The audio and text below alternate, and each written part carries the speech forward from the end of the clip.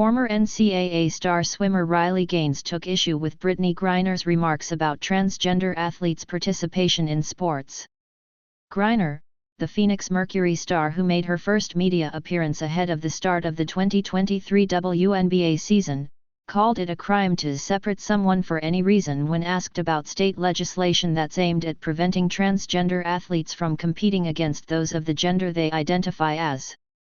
Which NBA team would have at Brittney Griner, since apparently the overwhelming, obvious differences between men and women should simply be overlooked.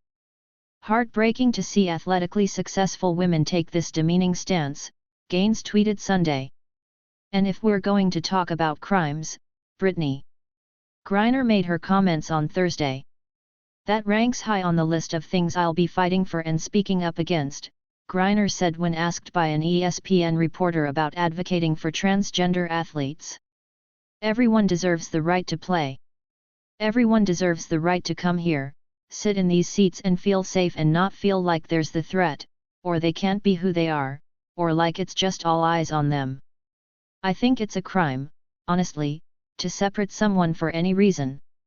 So, I definitely will be speaking up against that legislation and those laws that are trying to be passed, for sure. On Wednesday, the Kansas State High School Activities Association's executive board voted that high schools and middle schools must see the first birth certificates of transgender athletes in order to decide which teams they can play on. The Protection of Women and Girls in Sports Act passed in the House last week, which aims at preventing biological males from competing in girls' and women's sports. Today is a great day for America, for fairness, for families, and most importantly for female athletes, House Speaker Kevin McCarthy, R. California, said. House Republicans pledged before the last election our commitment to America to women and girls in sports. Today, we kept that promise. President Joe Biden has said he will veto the bill if it reaches his desk. Griner was arrested in February 2022 for bringing vape cartridges containing hash oil through a Moscow airport.